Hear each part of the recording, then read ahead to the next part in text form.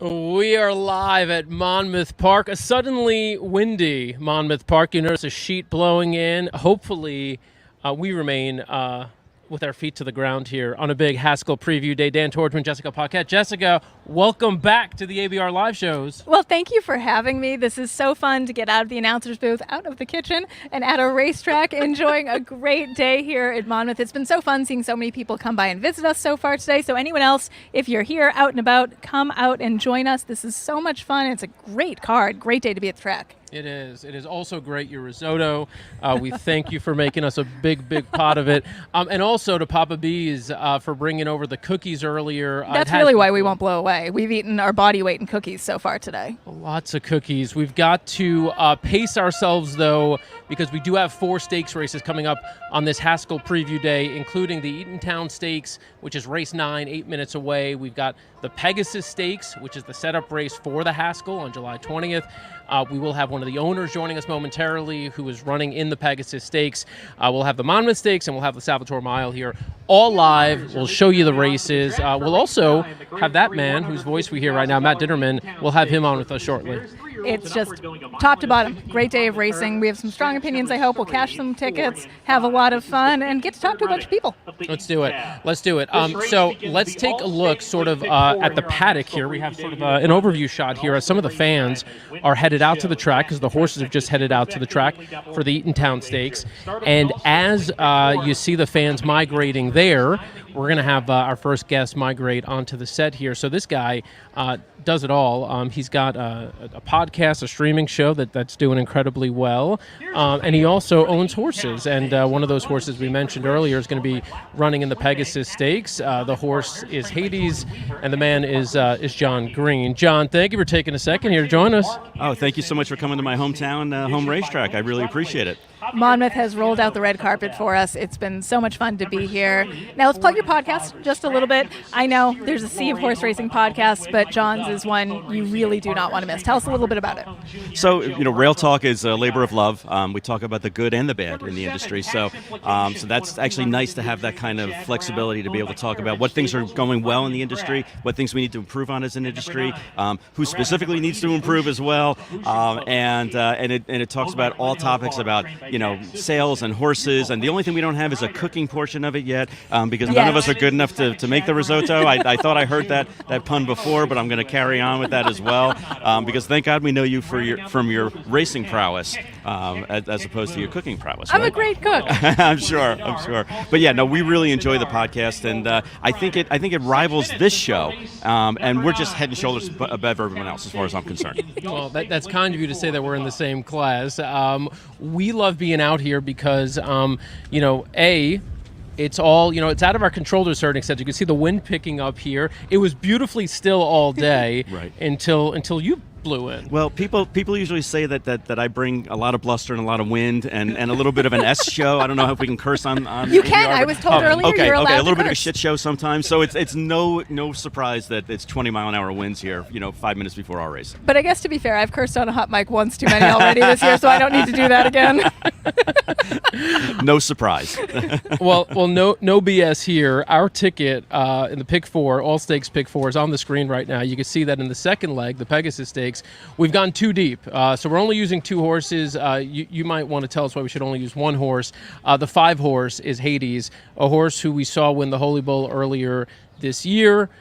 2 races since then. Obviously not what you would have wanted. Right. Is today going to be different? And if so, why? Well, we're a little bit different as far as most people in the industry are focusing on the Derby, they're focusing on the Preakness, the Belmont.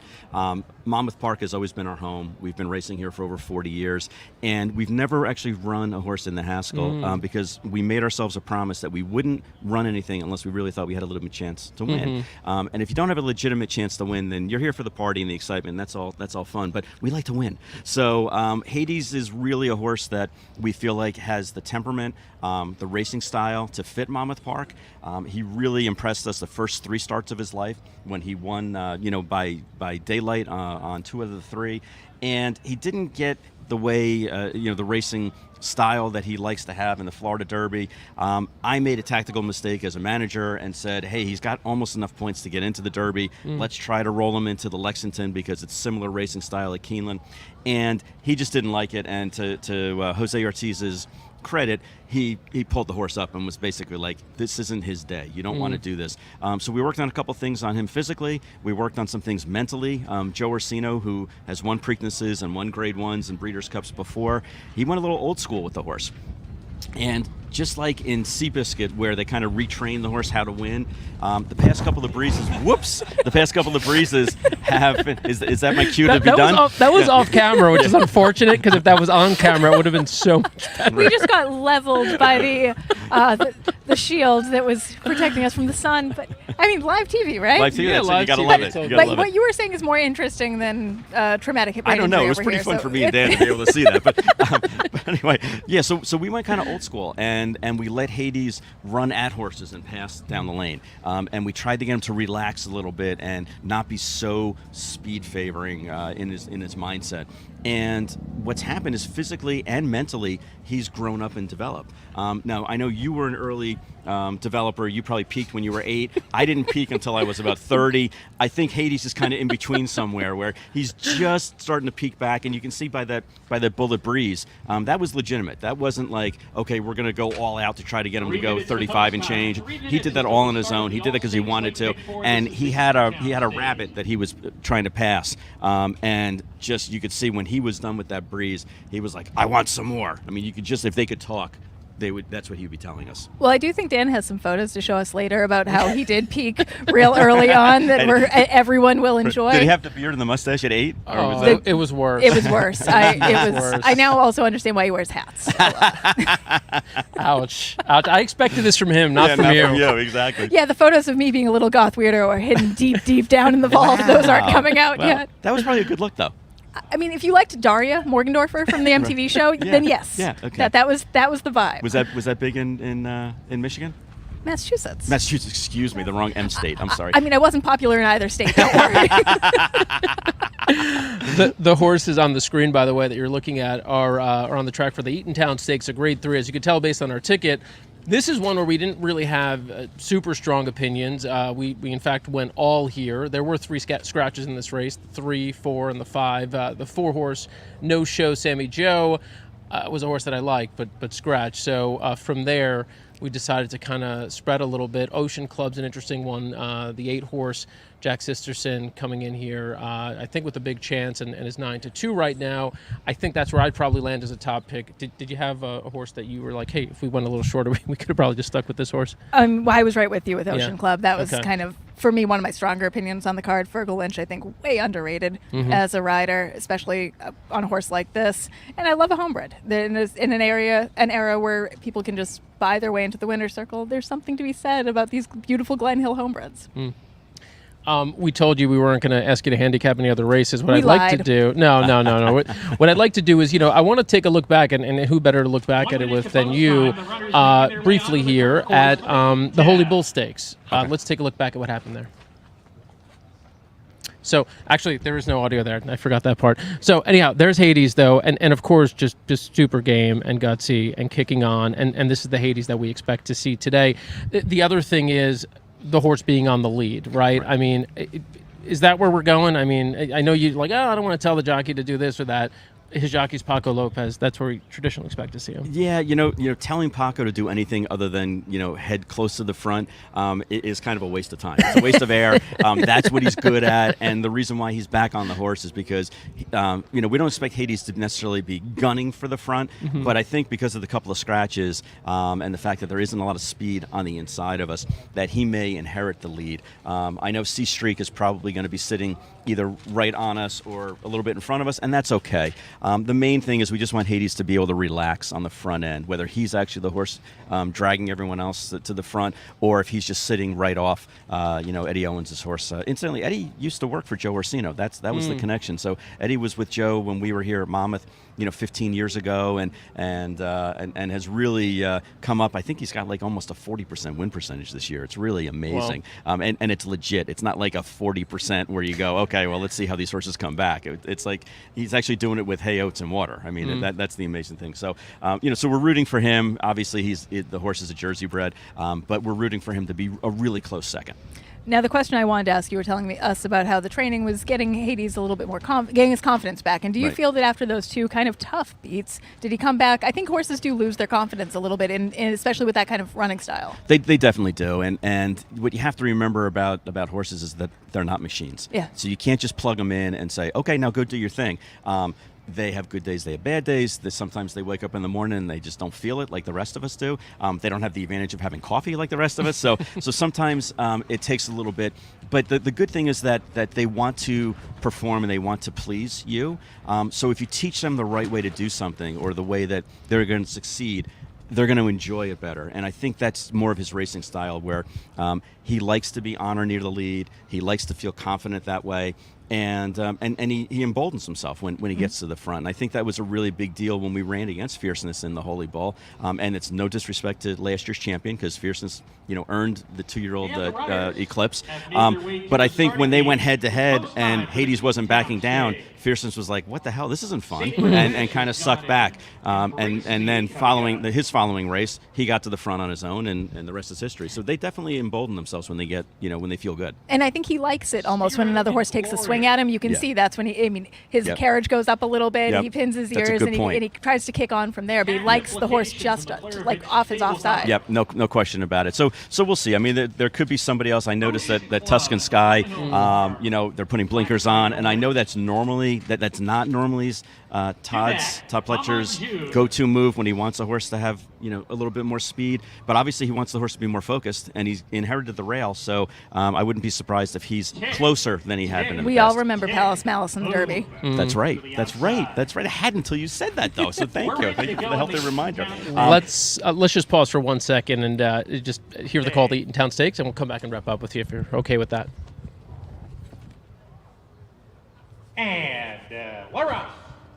Sacred Wish from the inside, offensive-minded, Spirit and Glory up close. Sacred Wish from the inside, offensive-minded, Spirit and Glory up close as well. Tax Implications takes back. Ocean Club striding into the second position. Spirit and Glory with the lead coming by us. Ocean Club on a hold second. Sacred Wish back in third, tracking the pace from the inside. Tax Implications is next. Embrace Me down on the rail, third last. Tick, tick, tick, boom. The longest shot in the race is second to last. And Maman June is the early trailer, saving ground on the rail. Around the clubhouse turn they go. It's Spirit and Glory setting a modest pace. Leads a length and a half. Ocean Club on a hold, still relaxing off in second. Sacred Wish third to the inside. Then Tax Implications, Embrace Me in the white and black is fifth now. 6 lengths off the lead. Tick, tick, tick, boom joins that rival. And Maman June has no pace to chase. 7 behind, 25 and 3/5 seconds. The half in 51 seconds flat. So Spirit and Glory with everything her own way. Ocean Club, they're on the outside, 3/4 of a length behind, a little closer. Sacred Wish in third. Tax Implications a half length off of her. A length and a half to tick, tick, tick, boom. Embrace Me to the inside. Maman June still at the back. They turn this into a 3-furlong sprint. Spirit and Glory a neck in front of Ocean Club, who's going well on the outside. Tax Implications into third now. Sacred Wish is fourth down on the rail coming off the corner. The others have got to get going as they come off the turn. Spirit and Glory still in front. Sacred Wish in a tight spot on the rail. Alters course outside. Tax Implications is coming fast down the center of the track. And Tax Implications and Flavian Pret have hit the lead. Maman June absolutely flying, but Tax Implications gets there and wins the Eatontown.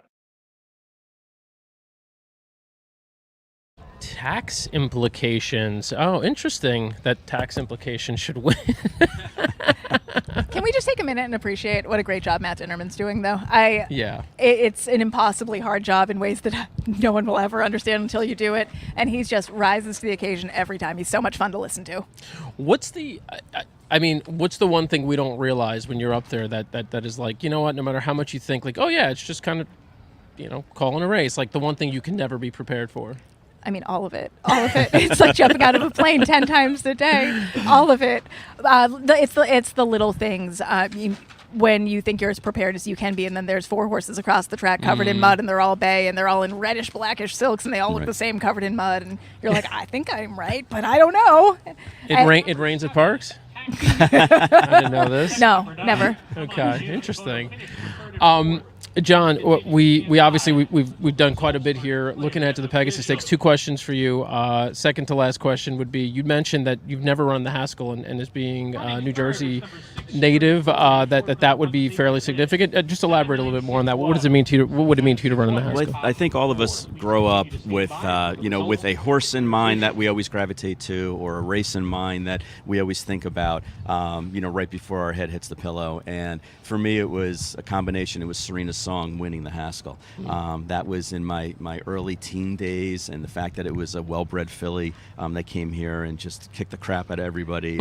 That's a good choice. Yeah, it just it always spoke to me.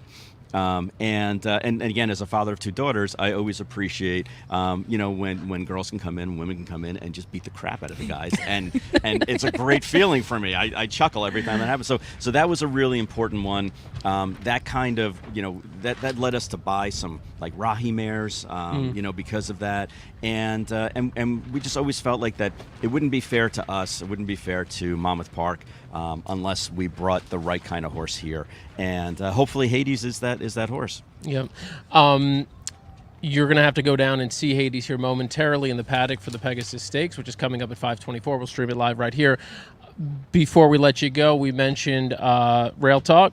Tell us a little bit more about it and where people can catch it. So Rail Talk is a weekly podcast that I do with my co-host Joe Bianca, who formerly of the TDN and now with West Point Thoroughbreds. The nice thing about it is that Joe brings a gambling aspect to the show, so he looks at things in accordance with the way the racing form and the sheet numbers, and can really project as to how races are gonna run, which is music to my ears and always an education for me. I'm coming at it a little bit more from the business side, a little bit more from the breeding side, because we do have about 24 broodmares in Kentucky. So together we mesh really well. Like you guys, it's a great yin and yang. It's a great give and take. Neither one of us takes it too seriously, although we tackle some very serious topics on the show. So we are just getting to our 50th show. We're at 48 right now. It's been a year. Thank you. And we're going to have a really great surprise guest this upcoming week.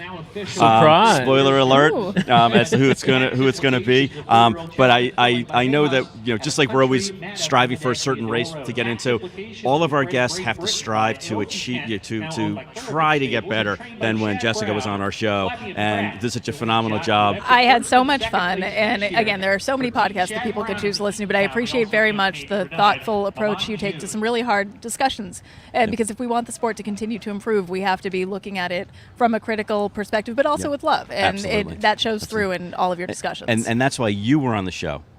Thank you. And not him. Anyway, but railtalk.com, anywhere we're streaming, audio and podcasts are shown. We're just on the cusp of our 50th show, and I'm looking forward to having you on again. Maybe Dan will come on and fill in for one of us on a sick day or something like that. Or you could just come here for the Dan Tordjman roast, which is what this has turned into. Which is every week. Can you make it a little windier next time? That's the only thing. Could that possibly be? All right, guys, I really enjoyed it. Thank you so much, and you guys do a phenomenal job. Right back at you. John Green, thank you. With Hades coming up in the Pegasus Stakes. Thank you, John. Good luck. Grab a cookie. Oh, absolutely. Grab a cookie. There you guys. Kids grab one. We appreciate that. And I'm not supposed to be biased, but I am easily bought into being a Hades fan. The back of that shirt. The back of the shirt's insane. Here. Yeah, there we go. There's the correct way. Oh, wait, the back. Oh, the back. With the wind, it got spun around a few times. Yeah, it's awesome. Yeah, literally fire. So we know who I'm rooting for today. Very good. We're getting to who's texting? Who's texting us? Is that somebody? So we saw the Eatontown Stakes. We're going to just briefly here kind of recap it with showing you some of the payouts. Tax implications. Flavian Pratt. Oh, what do you know? Flavian Pratt's in town. He wins.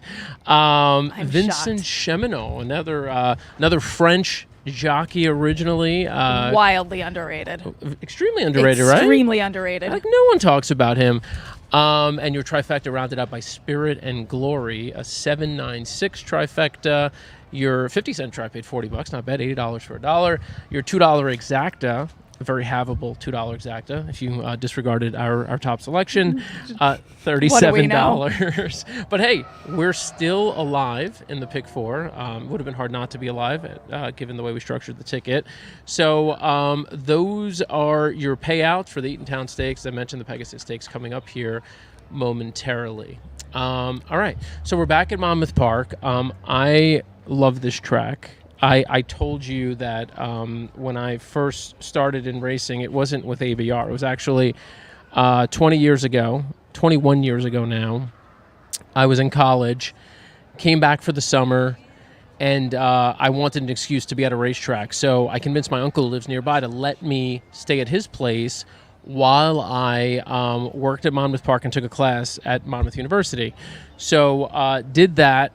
And I ended up, okay, here it is. Let's see it. I ended up working concessions here for a summer. See if you could spot which one is me. What do we want to do? Oh, yeah. Great. Let's take a look. Take a look at you in your finest. That's this me. was you at your peak, huh? Yeah, this is. I don't know about some of those. It's the facial hair for me. It's the facial hair, isn't it? And like you said, now it's you know. very Peter Miller. Now you. Oh, gee. Never gotten that. Well, now you know why I wear the hat, as you said. So, do we want to bring in our next guest? Is that what you're pointing to? Let's bring in our next guest. Just shout him over. Just call him. Come on over. All right. So the next, so we've had an owner on. Now we have a trainer. And now we'll have a trainer. You can Nice to see you. come on in. How's it going, buddy? Good to see you. I saw you. It is beautiful, isn't it? I saw you walking through Saratoga last week. You were out there for the Belmont Stakes. And you had quite a day down there. Yeah, it was an awesome day. Silvergate ran his race. We had high hopes on him, and he put a good show.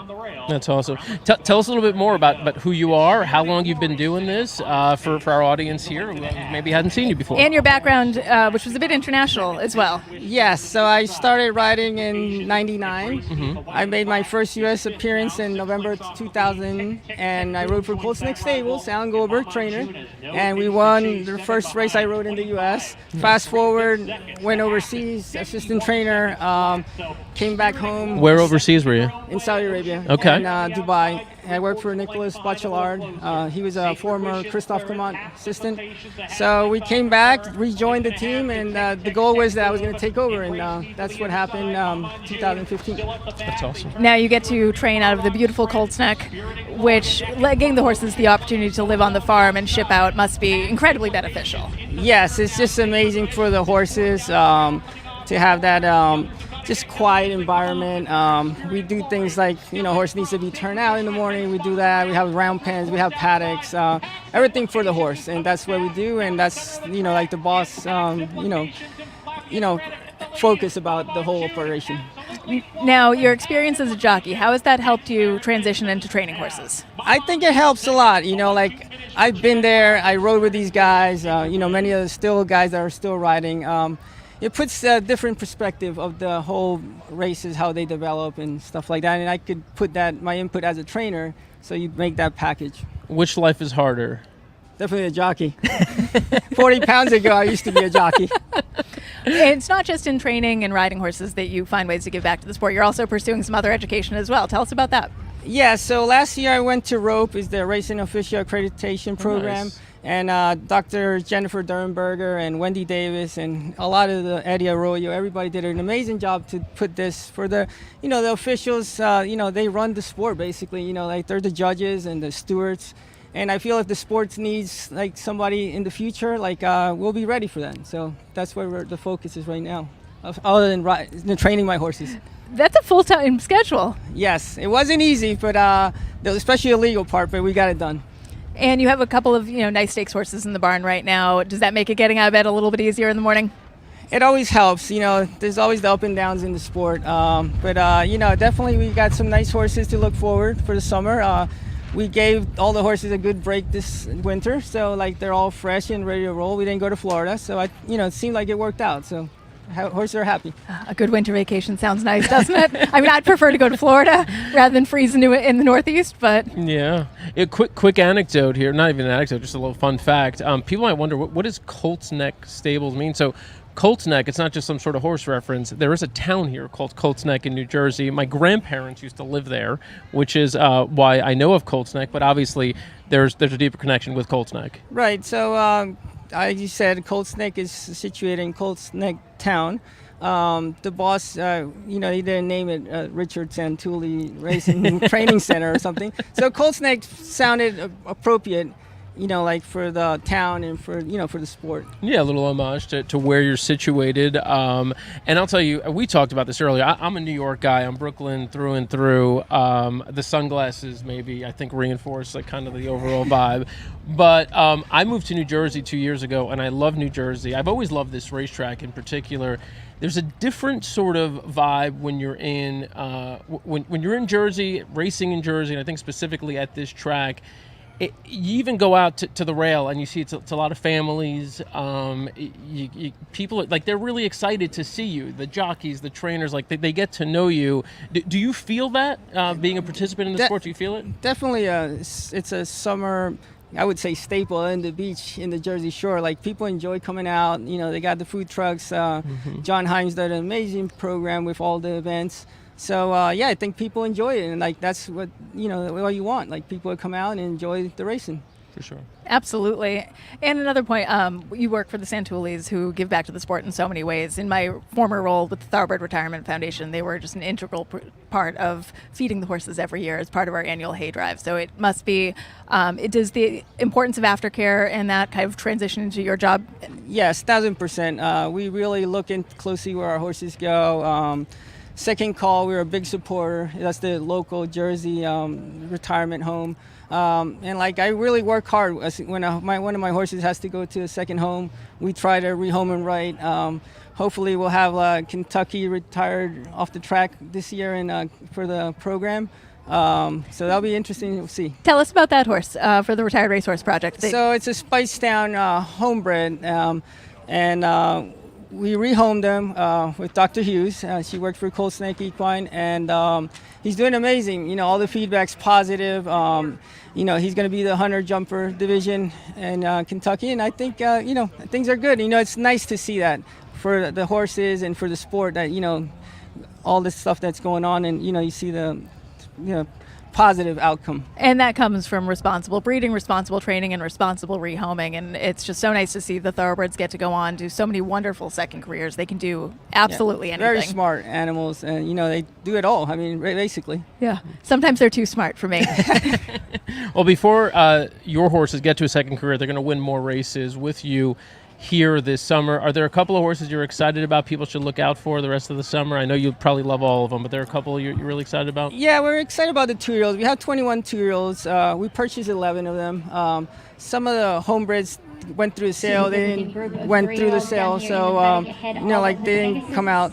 So we've got 21. We're looking forward. Next month will be interesting. We're going to get some runners, and we'll see where we're at. Yeah. Okay. Any older horses with names?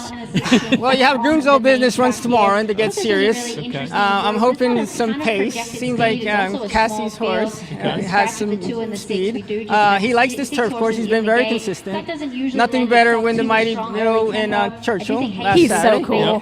He's an old veteran, 7-year-old. And Summergate threw a good race in Saratoga last Saturday on Belmont Day. So we're looking forward to see his next start, which will be in probably Aqueduct in the 3-0. Okay.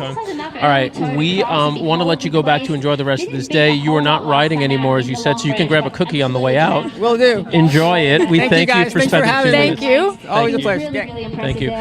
So George Duarte joining us for a few minutes there. Talking. Yeah, take as many as you want. The cookies honestly. are really good.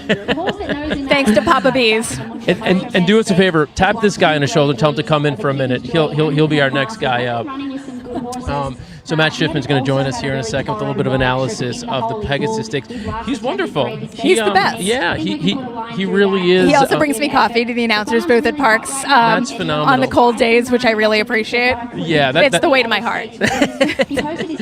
So this is a guy, speaking of way to your heart, this is a guy who's always been warm to me and has always been bringing the gifts. Matt Schiffman here, the senior writer for Horse Racing Nation, joining us for a few minutes. I always expect to see you at Monmouth Park. I love to go to Monmouth Park. I've been coming to Monmouth Park for too many years to mention, but I will say, like, since I was 10 years old or so, trips with your father, and we live down the road, but it's good I get to see you all over the country with racing. Well, it's honestly, it's been an amazing journey. I've known him since, day one, really in this sport.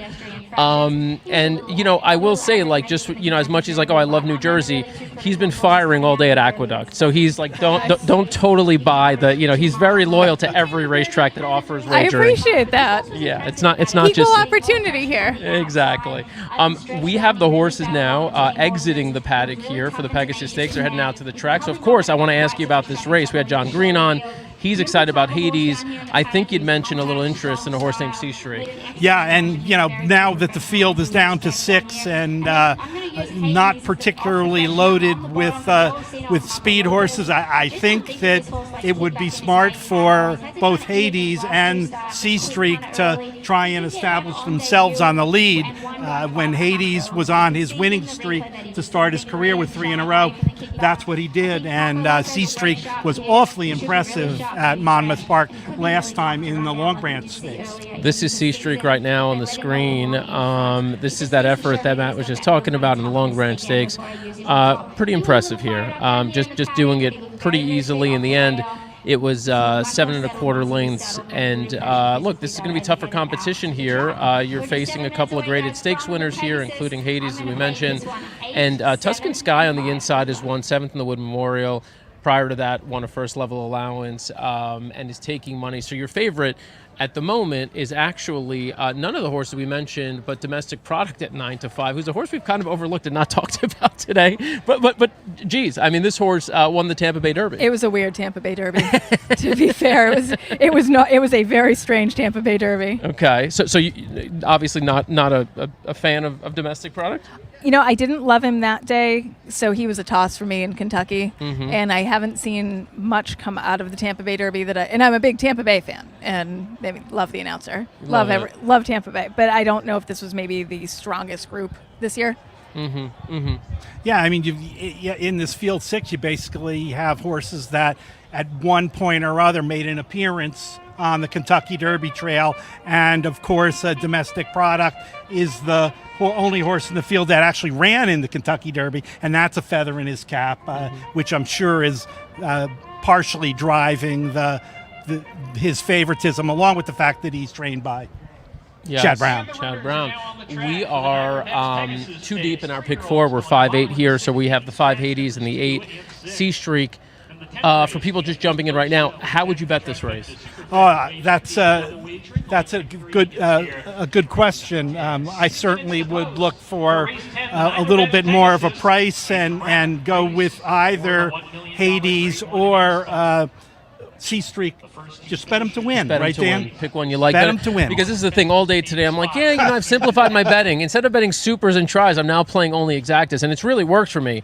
But today, I can't pair 2 horses together. I've had 6, I think, winners that if I would have just bet them to win, I would have won. But instead, I'm trying to now pair exactas, which is not working for There's me. nothing I find more interesting than someone telling me about the bets they should have won.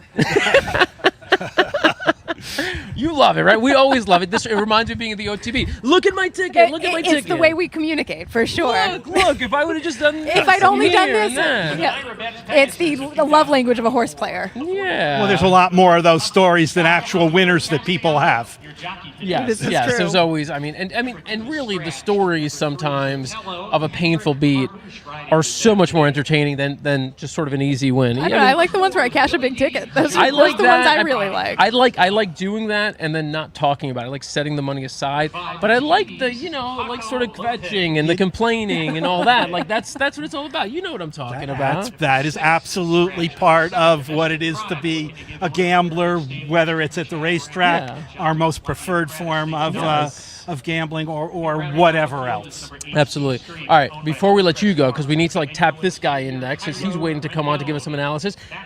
You, as we talked about, you are, really in this area. Expect to see you at all the big races. Expect to see you back here for Haskell. This is Haskell Preview Day. Winner of this race will in all likelihood be in the Haskell. Just for those who are tuning in and kind of want to tap into your passion for that race and why that race is so big and what it means to you, tell us why the Haskell is such an important race. Well, it's important because it's got everything that makes it a fan favorite. It's known for its hat giveaway. Mm-hmm.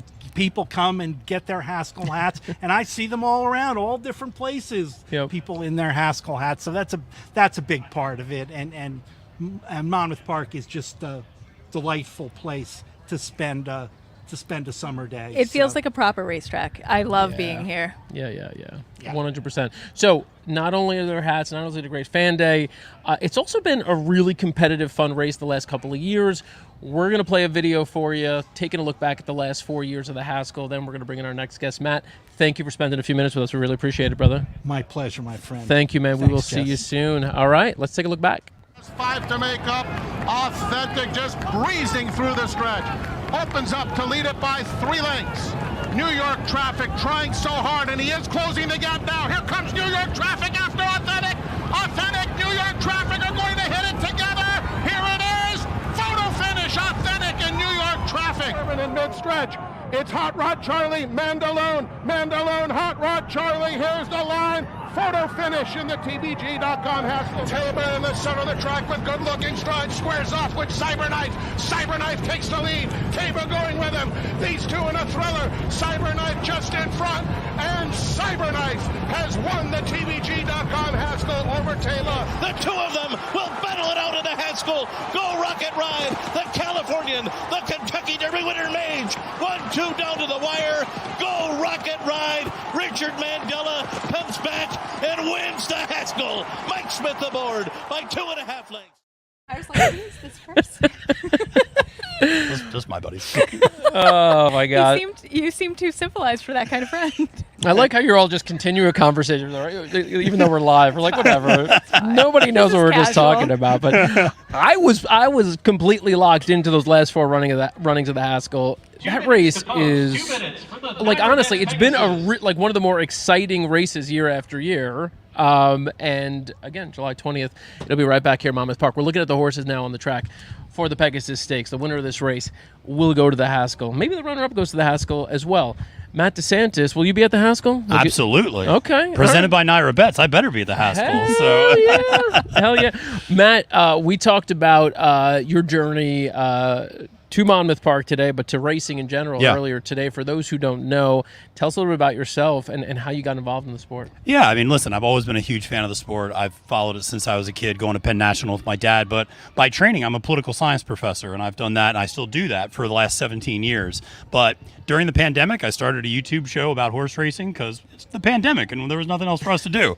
And that kind of caught fire, and one thing led to another, and next thing you know, there was an opportunity at NYRA Bets to open up and do content. And I decided at the age of 42, hey, why not change careers? And shifted from higher education into working in horse racing, and have loved every second of it. Now, horse racing doesn't always get everything right, but I think you are the hire of the year. It has been, I enjoy your content so very much. I feel like I learned something, and it's fun and it's authentic, and I think that really shows through. Well, I appreciate that. And I will say, if you spend your career in front of 18 to 21-year-old people, you need to be authentic, because they are even more cynical than your average horse player, and they will spot a phony real quick. So you just have to be who you are, and I think whatever that is, just bring that to the content you're creating, and people will naturally gravitate to it.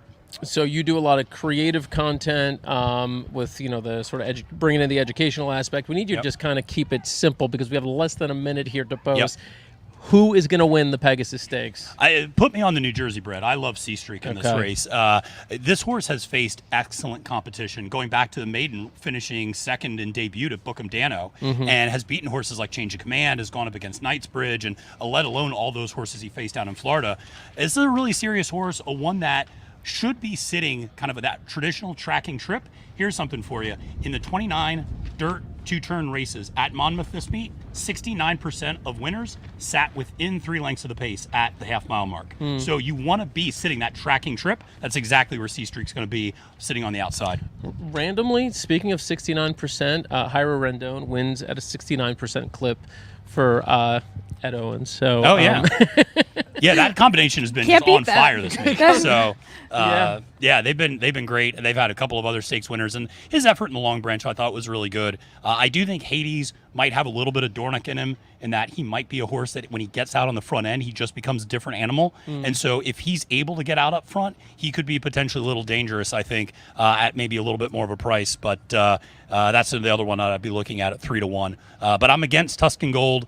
Which Tuscan is this? Tuscan Sky running today? They should really rename one of them. Try when you have a bunch of those that sound the same in the same race. Yeah. How fun that is. Super fun. Yeah. You should say that in the race. Yeah, whichever one this is coming to the wire, it's whichever one it is. My least favorite horse from a name perspective besides Bullet Butch was a horse named Somebody, because I just sounded dumb every time. I'd be like, in around the turn, somebody has the lead.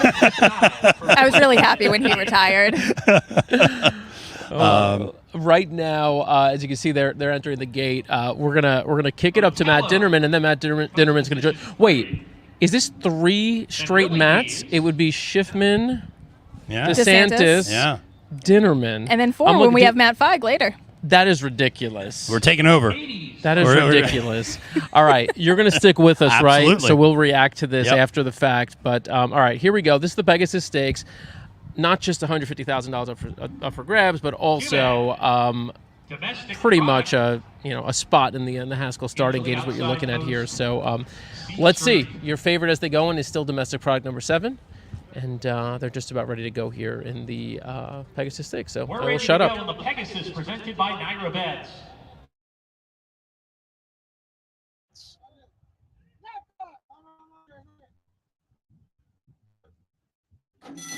And they're off. C-Streak was off a step slowly. Willie D's hustled along. Hades has speed as well. C-Streak makes his way a joint third with domestic product. Tuscan Sky, the gray horse, down on the inside. Otello at the back of the pack. Pretty contentious pace going into the turn. Willie D's has a narrow lead. Hades a little wide into the turn. Farther out, domestic product. C-Streak losing a lot of ground as those 4 pretty much in a line here. Willie D's still with the lead. Tuscan Sky is joining them. So 5 across the track here, approaching the backstretch run. A super contentious pace, and coming out of that 5-some looks like Willie D's. He's going to have a head lead here. Domestic product, C-Streak right there as well. Tuscan Sky to the inside. That quintet on the lead. They're still going at it. Hades in the 3-path right there too, and a space of 4 to Otello. But at the very least, must be happy with how this pace is developing. Tuscan Sky down on the rail. He saved ground on the first turn, and he pokes ahead in front. Willie D's shaking up second. Hades hard sent 3 wide. Domestic product 4 deep. C-Streak, not a desirable trip for him, is 5 wide on the course as they round the far turn. Otello still at the back. Willie D's giving way. Hades is done. Tuscan Sky continues to show away. Domestic product right there. C-Streak trying to overcome the wide trip. He's third, sent along at the top of the lane. Tuscan Sky, the gray, comes off the turn, increases the leading margin too. Domestic product second. C-Streak is third with a furlong to go. Javier Castellano asking Tuscan Sky to finish, and he finishes full of run. Tuscan Sky in the Spendthrift Farm colors, romping home to win the Pegasus presented by NYRA Bets. Very impressive. Okay, so that was a little bizarre. It's a bit of a bizarre race. I don't know what the hell to make of that. That was, I thought I was watching a 12-5 claimer at Tampa Bay Downs, the way they rode that. I don't know what that was. I don't know what strategy is good to go 5 wide across the track, the entire way around the track. The fact that nobody was willing to take back they just and also Hades going into that first turn just goes super wide and just allows Tuscan Sky to save all the ground on the inside as the perfect trip. Yeah, that's one of those, just this classic example. No matter how much you prepare and handicap, occasionally something like that happens. And look, the 4 Willie D's, he'd shown some speed last out, but had really come from off the pace in prior races. He kind of prompted early. Hades wanted to be there, you could tell. And Hades, I'll be honest with you, Hades finished 3rd. Yeah. I mean, he was dropping out of the race. What? Yeah, before the turn.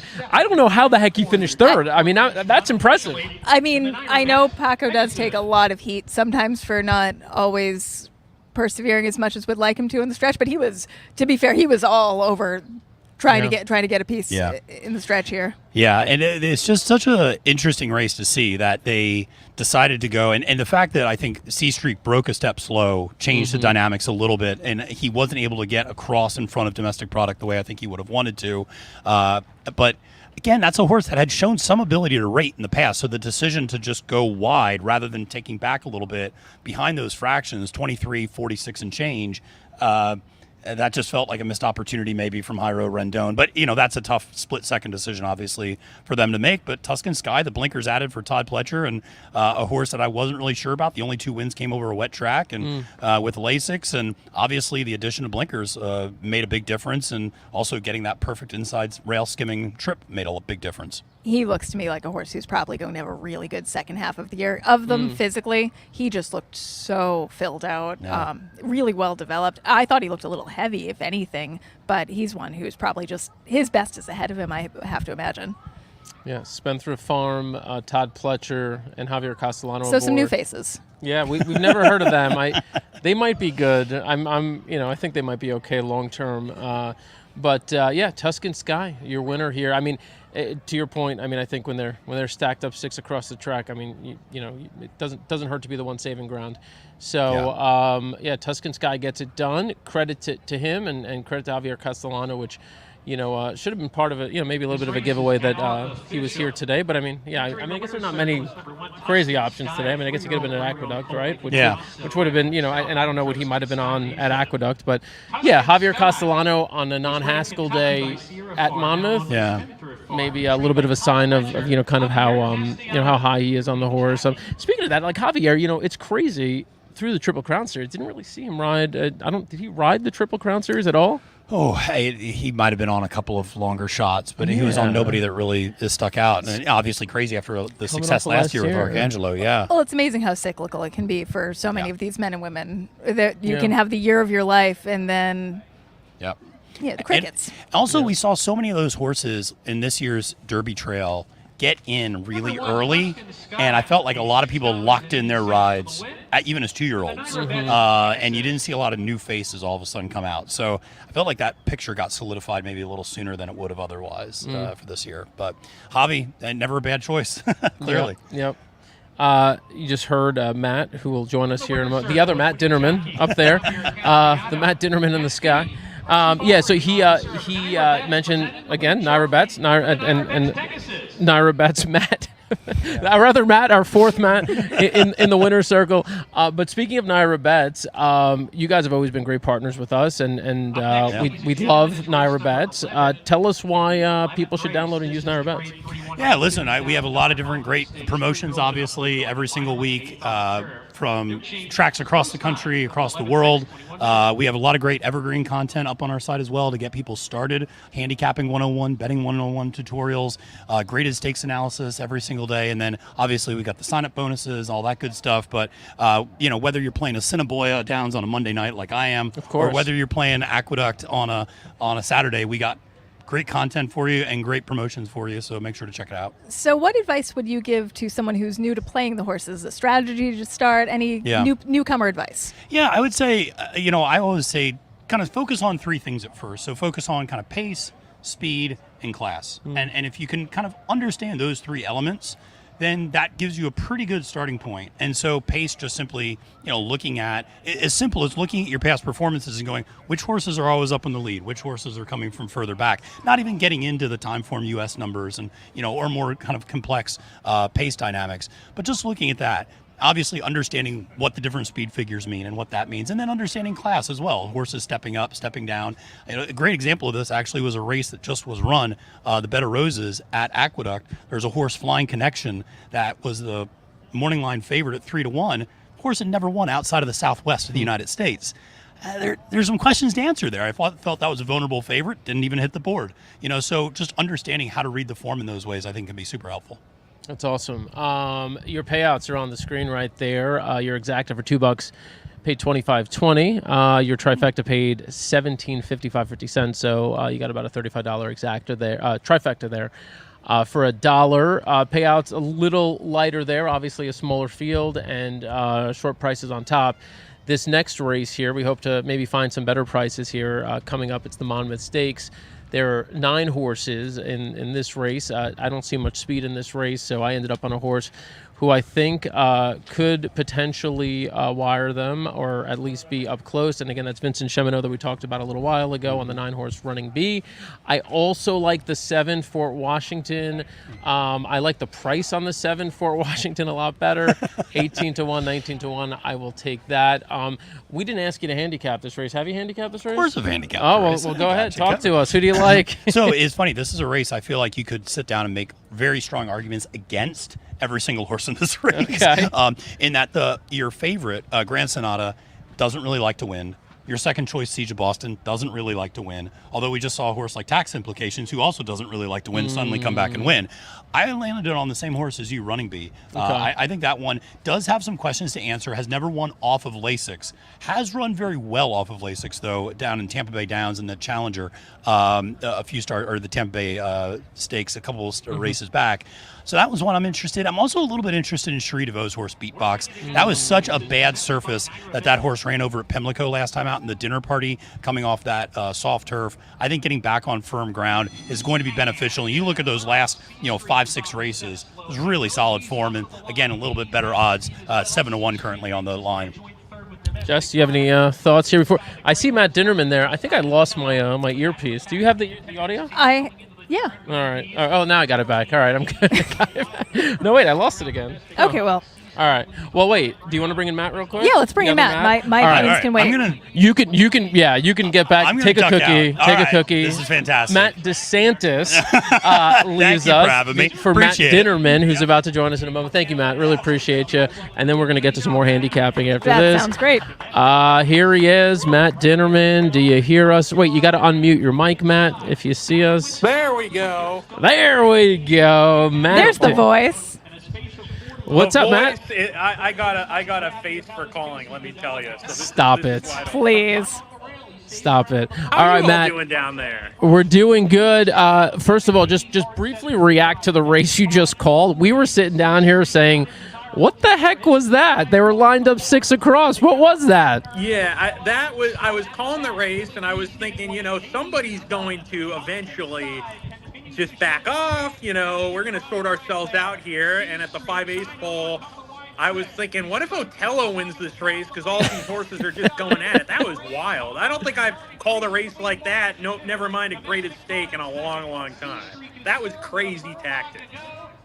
That is, and it's so funny because as we are announcing the races, we're also kind of in the back, or at least I am in the back of my brain, kind of having like an editorial comment that I'm not saying out loud about how some things are going. And I bet you had a lot of thoughts during this one. Oh, big time. And that's the thing, Jessica, is you would know that when you're calling a race, you can still think things like, oh, this horse isn't getting a good trip, or what the heck is going on, or will you people please sort yourselves out? Thank you very much. Having two separate train of thoughts, right? I was thinking that a little bit. Yeah. There's what's coming out of your mouth, but then there's also kind of what's in the back of your brain, too. Right. And that's when I'm like, when I see someone in tight in my brain, I'm like, get out of there, get out of there. We have to have a filter in this job, and most of us have been able to do that. A couple not as much, but most of us are pretty good at it. We do our best anyway. We do. Matt, what's some of the key differences between calling, let's say, races here, and obviously you've called it Oaklawn, you've called it Golden Gate. What are some of the key differences? What makes Monmouth sort of unique, either in a good way unique or maybe uniquely challenging?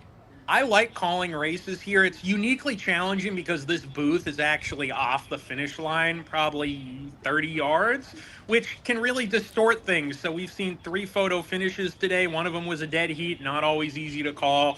One thing that's really fun, though, is that, as you can see behind me, the windows are open. There's my binoculars. So when you're calling, you feel like you're with the people. For example, every racetrack other than here I've called at, I'm in a soundproof booth. So it's like you're talking to yourself, and then you turn off the headset and you realize, oh, you're talking to the whole world. But here you feel like you're within the people. And you can also pick up moves down the stretch a little bit easier in this booth. So I've enjoyed it. I think the turf racing's been great. And speaking of that, we got a good one coming up here. So it's been a lot of fun. I like calling here. And after a day or two, it took me a little bit to get used to the sight lines, but now I'm all in. So what you said about sometimes feeling like in a soundproof booth you're talking to yourself is that it's a wild thing. And then sometimes I'll turn my headset off and then I look down at my phone and I go, oh, people did hear what I said. Yeah. Oh, definitely did. But you forget that anyone's listening. One of my best friends watches from home with her dad on Mondays and Tuesdays at Parks, and she'll text me commenting on the races. And I'm like, someone's listening? Someone can hear this? Wow. It's pretty incredible. It's like the whole world is listening to you, but it felt the same when I was You forget it, that they are. You totally do, which I suppose is a good thing because, you can just sort of relax and just worry about calling the race. And Greg, you're my hero. Dinnerman is my hero. Greg, you're my hero too. You're probably down there having a blast, and I'm all alone up here. The hero I get to stay up here. So, but yeah, it's funny because when I practiced calling races, I was in a soundproof booth in the press box at Del Mar, and whether I have the headset or not on, it feels the exact same. So I have to say, as I was walking around today, I got to talk to a lot of fans. They love you. You have made such a great impression here at Monmouth. I think you have a lot of fans down here in the grandstand. I appreciate hearing that. It's wonderful because at the end of the day, our job is hospitality. That's the number one thing. And when I went and visited you at Parks a few weeks ago, we talked about this, Jessica. It's like we're doing all this work to make the experience better for everybody else, the customers. And I see myself not only the customers, I'm working for them, meaning the bettors, the fans, but also the horse people and the owners and the breeders, and just trying to make it a good experience for everybody. So to hear that is really gratifying, and it pumps me up to keep doing a good job up here. Well, You've been doing great all day. We can't wait to hear the rest of the calls. Yeah, I'm going to ask for a little bit more. You've done great calls and all that, but I need food recs. I told you've been here now long enough. You tell me, what's the best thing you've eaten out here in South Jersey? There is an Italian restaurant called Buena Suera, which is in Red Bank, which is near where I live. Big portions, so you better go hungry, and you're probably going to take something home. But that's the best Italian restaurant I've been to. Along that substreet, too, there's a Mr. Pizza Slice, which is $3 a slice. It's super affordable, and it's super good. So those are the 2 Italian places. There's this steakhouse, actually, in Red Bank as well. I forgot the name of it off the top of my head, but it's very, very good. I've sort of really spent my time in Red Bank because I live a block from all those restaurants. There's probably 20 of them, but those are my spots there. All right, that was my only hard-hitting question, Matt. Big journalism here. You are an absolute gem. We love you. Keep doing what you're doing. We wish you continued success. We look forward to seeing you calling your first Haskell on July 20th. That's super exciting. That's right around the corner. Really exciting. It's like everybody's been saying, I can't wait for you to call your first Arkansas Derby, and now we don't get to settle. We have to, now it's time for you to call your first Haskell. So when I'm done with the meet, I'm sure we're done with the Haskell, I'll feel pretty happy. But thanks for having me on, guys. You guys do a great job. Been watching for the last 57 minutes. So keep living the dream. We'll see you soon. Thanks, you, Matt. Appreciate you. All right, Matt Dinnerman. What a great dude. I love him, right? I mean, he's just and his origin story is kind of crazy too, right? I mean, he didn't really he was doing YouTube videos and things, just posting content, and people saw him and they're like, this guy's actually pretty damn good. And he's so good, but also such a nice, wonderful, warm, welcoming person. And it's, he's an asset to any racetrack that has him. Okay. Is this, yes, I agree with you. And I said okay because I was looking to the side. Is this your guy here? All right, so we should bring him in. Steven, come on in. I was like, okay, now this has to be him. This is. Yes. You recognize the silks on the hat. Yes. Coming around, we've got everything. We've got microphones, we've got cookies, we've got a lot of good things for you. Now I'm happy to introduce Steven Santulli. We talked to George Duarte earlier, Colts Next Stable. Welcome. Happy Haskell Preview Day. I'm happy to be here. Now, you grew up in horse racing with your family. Tell me what it's like coming to Monmouth on a day like this, and as the meet continues. This is right in your backyard, essentially. Coming to Monmouth it's been something I've always done, and I always love being here, and especially when we get to race here, it's always fun. It's amazing here. Now, as someone who's grown up in the sport, what race do you want to win more than anything as an owner? Well, obviously the Kentucky Derby. That's one thing with my dad being in the industry for close to over 40 years. I would love to see him win one, and it'd be great for our barn and our family and everything. Do you have any young horses that you're particularly excited about coming into the summer? Oh yes, we got quite a few this summer, and I'm very excited for a lot of them to come out and start here soon. Give us some hints on who to look forward to. We have one horse named Antisocial. Ooh. He's a Not This Time out of Sociable, and I love that horse. He's amazing, and he's really classy, and can't wait to see him get out there. What's the story with Colts Neck? How did you start? Obviously, you're in Colts Neck, right? Yes. I mean, but what's the story? How did it start? Was it your dad who started? Yeah, so my dad started Colts Neck Stables, but we originally ran under JFB Stables, which was with, pretty sure, Woody Steven. I forget that. Okay. No pressure. It's all right. We won't fact check you for now. This is we are casual here. Yeah, totally.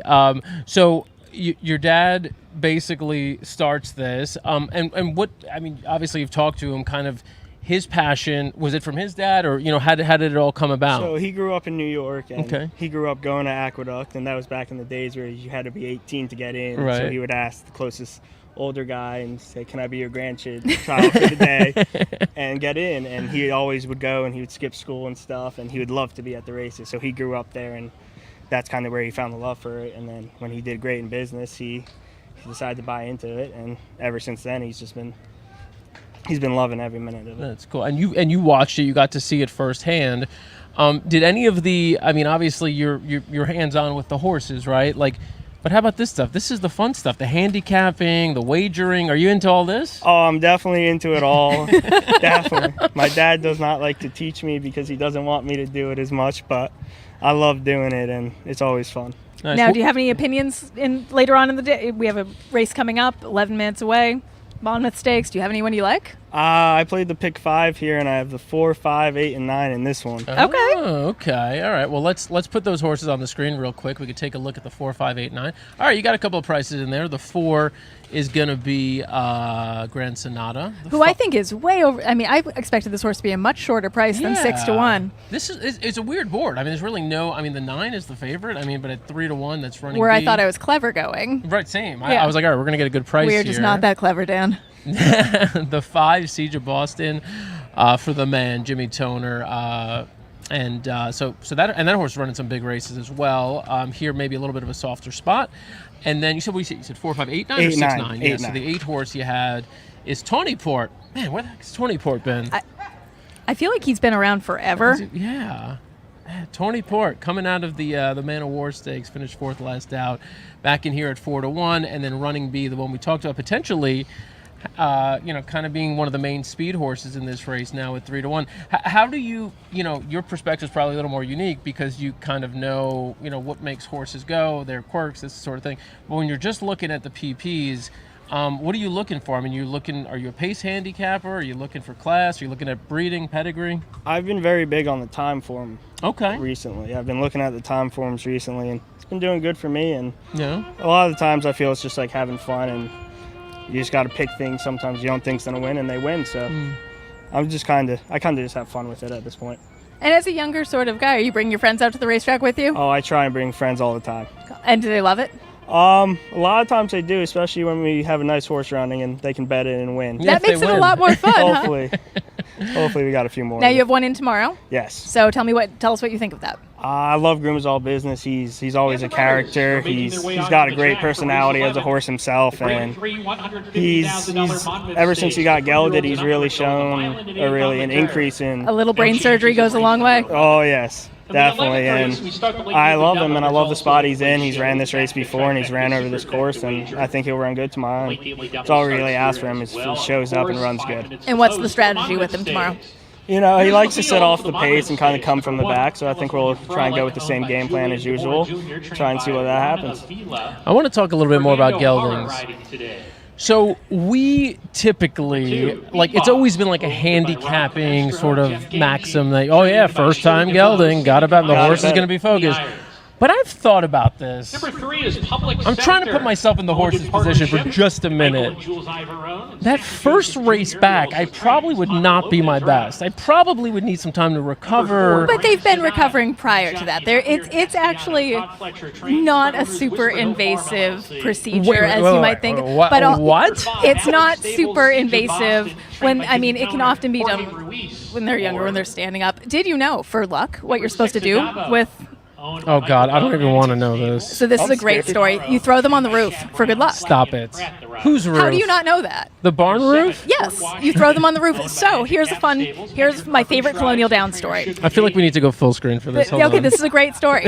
So there was this horse that Pat and Susan Cooney had, Celtic Sea, I think his name is. And every time he came in the paddock, every summer, that summer at Colonial, I'd be like, he'd make a really cute gelding because he was so distracted. He was looking around, hollering at the girls. His mind was everywhere except business. The last week of Colonial Downs, Pat Cooney came up with 2 very large aluminum foil wrapped prizes for me. He's now a gelding, so I left them on the roof of Colonial Downs for good luck. That is unbelievable. You're supposed to. It's for good luck, I swear. And did your luck turn good after that? I became the announcer at Parks after that. You tell me. You tell me. It has been my luck turned. It's been amazing. Yeah. Well, okay. So back to you on this gelding thing. Stay out of this. Am I right? I mean, do they need a race? So with this horse in general, I think with grooms, he came off like almost a 9-month layoff. Yeah, a little icing, you're fine. But that's the thing; it doesn't say when they did the gelding usually, right? Fair enough, yes. So when did you do it? We did it just about right at the start of his layoff. Okay. So he had about 8 months. Do most owners and trainers? I mean, do they give the horse like a certain 6 months, 8 months? Like, what's the right amount of time that you think that you would need to kind of recover? And they're back in training in like a week or 2. Yeah, you could go back. But you really need to be quick. moving to get the to get the swelling down. Like you have to. Yeah. I mean, not full on activity, but yeah, you kind of cold hose. You do whatever you need to do, and then you get moving. And then right away you get back. Probably next day or 2, you're kind of at least getting them moving, like walking or moving for sure. Okay. I don't know if anyone in the comments is knows where I'm coming from, but the more you know. But back in the day, I feel like literally 10 years ago, I used to bet first time gelding all the time, and they used to run well. Now I feel like they're not coming back and running as well as first time geldings, unless I'm completely imagining this. And maybe this is just sort of my experience with it. So this is actually probably an interesting and broader conversation, and I don't know anything, so let's preface it with that. But there were some different medications used back in those days too, that I wonder if some of the, there were different times and different things that were allowed 10, 20 years ago that are no longer allowed. And I wonder if that kind of changed just hormonally, how they reacted off of that. All right. Well, if any of the vets what do I know? No, you could certainly chime in. And again, this is nothing about your horse tomorrow. I mean, he's going to win by 20 tomorrow, obviously. The world needs more geldings. Yeah. Of all species. Yeah, well, I mean, because you don't. I mean, you want them for off-track purposes. That's You don't even care about. No one wants a colt. No one wants that. Yeah, unless you're trying to breed, Right. right? But for me, who's trying to take them in the hunter ring afterwards, I want them focused on exactly what they're doing. For you, you said the race you want to get to, the race everybody wants to get to is the Haskell. The Derby. I was going to ask you about the Haskell. But the Haskell, for a New Jersey-based operation, how big is? This is Haskell Preview Day. We're previewing Haskell Day, which is July 20th. How big is that day for New Jersey, for owners like you? I think it's like one of the greatest days here. It's a lot of people come out, and a lot of friends, families, and everyone gets to see it. And I feel like it's keeping it alive here, and it's everyone looks forward to that day around here. All my friends are always excited to bring their friends from college and everything. I love it, and I always love bringing new people to Haskell Day, and just it's always a fun time. Do you have a favorite memory, a single, whether it be a Haskell or a single memory at this track that you love? It would have to be last year Father's Day with Grooms All Business, and to get awesome. serious, me and my dad were there, and that's probably our most recent winter circle photo, other than Nothing Better in Kentucky last week. Well, I hope you get to repeat that tomorrow. I would love to. That's awesome. All right. Well, very good. We have some horses that are, I think, heading toward the starting gate. Let me move out our solo screen here.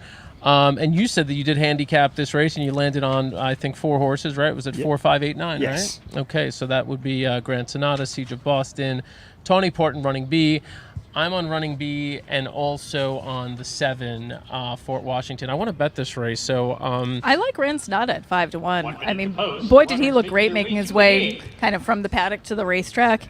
And he kind of to the point, he's still intact, and he looks every bit of a Studley colt with that big neck and that big Studley neck and shoulder. He looks fantastic, and we just saw Castellano and Pletcher team up for a win, try to make 2 in a row. I liked running B on paper going into this, and he, like every English channel, they're not really the ones that sell themselves in the paddock. They're so little, but they're all racehorse. It's impressive that you've been able to get, like, sneak paddock looks here and do all They're that. horses while... I can't resist. As captivating as you are, Oh my I haven't God. just been gazing at you. I'm looking behind you. Well, I'm heartbroken. So, by the way, I would hate to see that rooftop winning comment of the day by Leo. Sean did like Grand Sonata along with you getting a firm track here. That's a good question. How many Triple Crown entrants from this year will go to the Haskell? Did Fierceness will be here? That's the one horse that we're expecting here, right? I would think so. And boy, does he have the running style of he feels like a Haskell horse, doesn't he? Yeah. 100%. You have any insight? Anybody telling you who's running the Haskell? I've just heard about Fierceness, and that's about it so far. Yeah. I'm trying to bet this race, so I've got nothing to say right now. You guys, pick another topic. Hold on one second. Hold on. I'm almost there. Alex, how did we do post race? Did that all work out okay? Javi ran from you? Some rider followed us from the track all the way back to the saddle. Oh, no. Yeah, he ran from me. Okay. Well, good try. All right. Well, you did your best. You won last week. We're going to show people why you won last week here in a moment. For those of you who didn't see it, Alex, the videographer we're talking to here, part of the ABR video team. There he is. There's Alex. I brought you a beer, but now I don't want you to.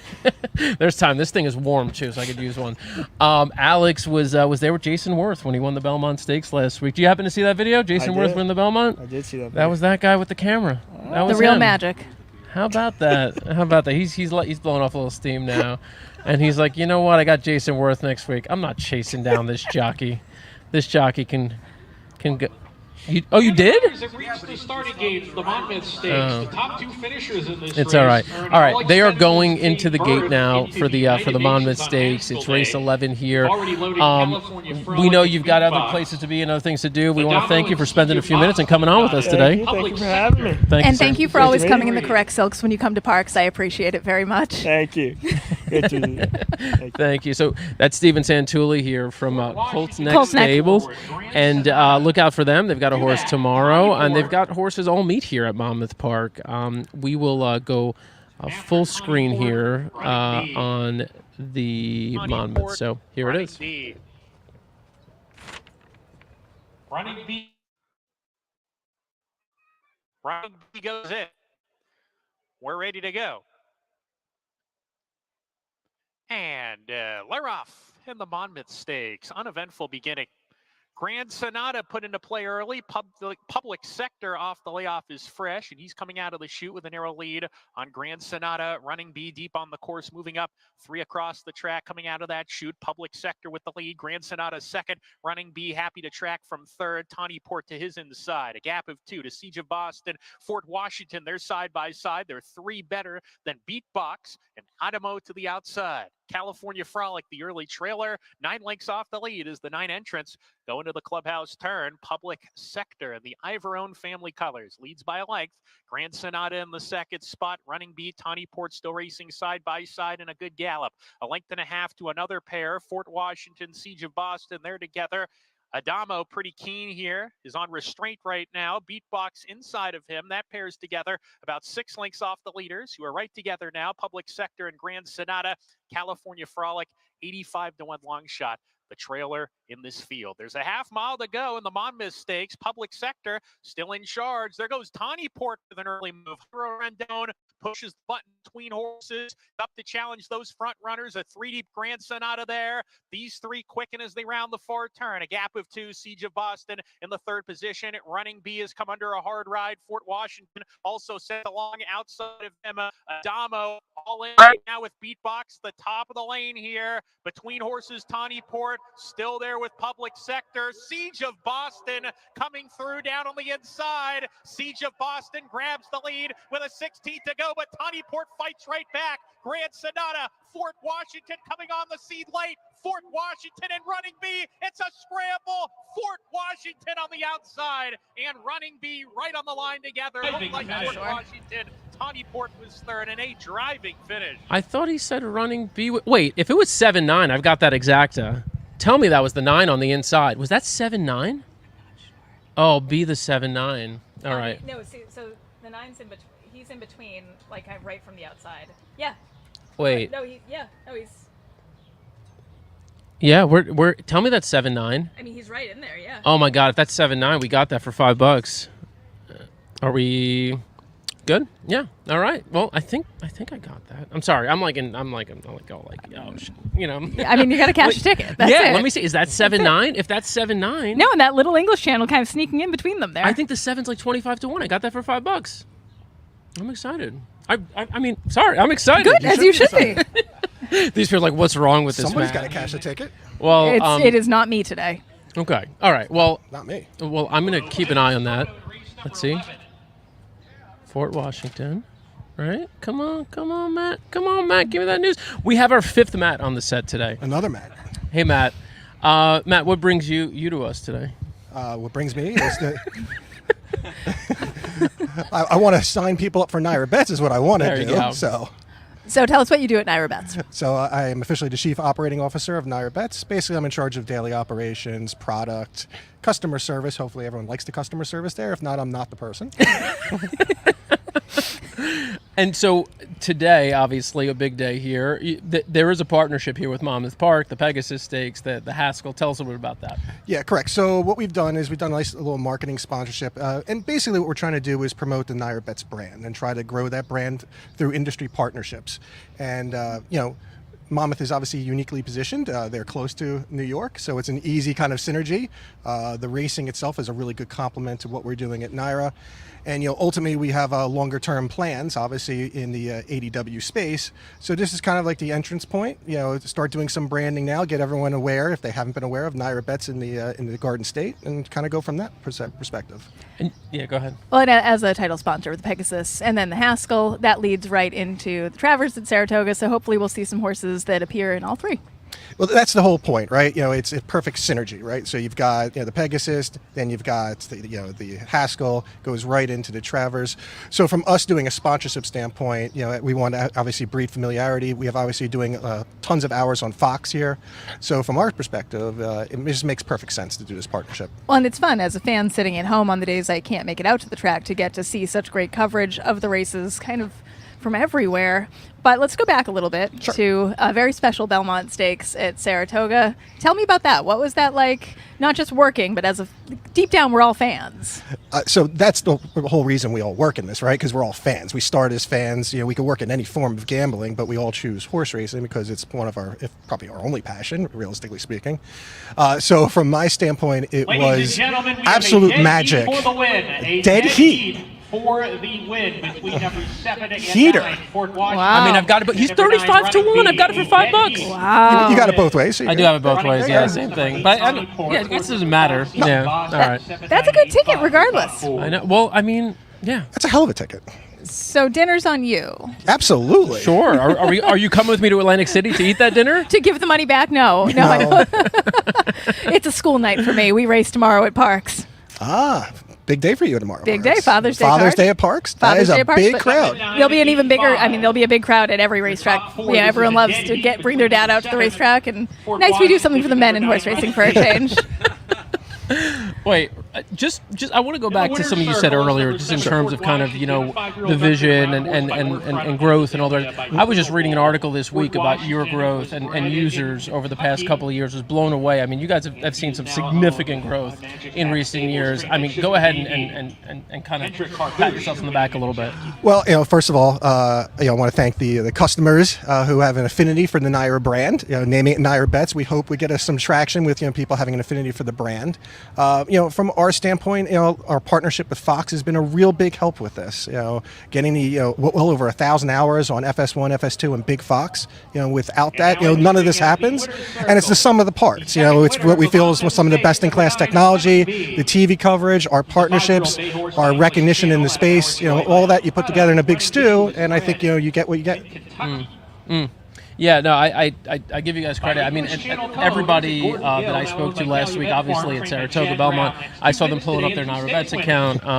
My wife only uses a NYRA Bets account. Don't kill me, I use all of them. Just depending on the day, my mood. I'm hot on this one, I'm not hot on that one. It is. Oh, do you go superstition? Oh yeah, absolutely. That's yeah, amazing. Yeah. No, I've gone through good days and bad days with NYRA. I can't hate you for that because I know many people do that in horse racing. They certainly do it in the sports betting space. So, do you have any weird gambling superstitions? I have a lot of them. None I'm going to admit on this podcast right now. This is a safe space. Dan, do you have any other weird ones?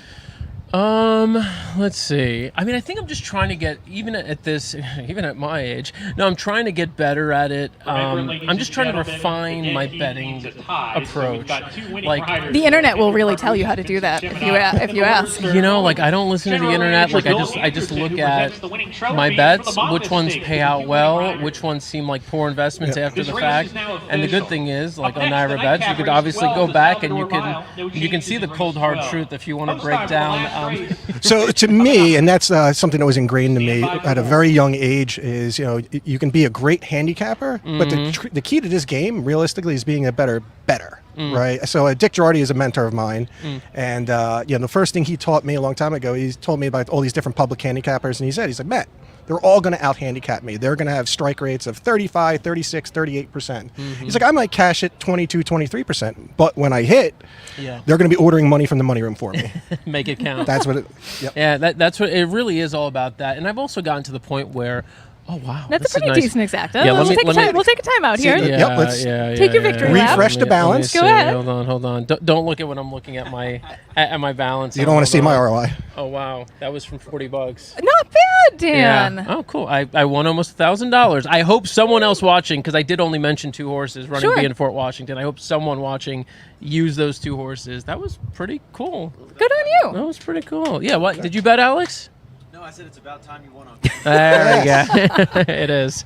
I don't know how to react. I'm like, oh, okay, cool. I won one. Are you familiar with this feeling? I don't know what to do with myself. Like, I was actually stunned because we got knocked out of that pick 4, unfortunately. Right. Had we been in, we were only 2 deep in that leg. We were only 7-9 there. There we go. So let's go give some of it back. Let's go give some of it back. Oh, we are going to give some of it back. We're going to try to win more, obviously. No, I was going to say, we're going to hit again, right? Let's roll. Yeah, we're good. Look at you, optimists. Yeah, I was obviously seeing it when I was handicapping. You mean I'm not an optimist?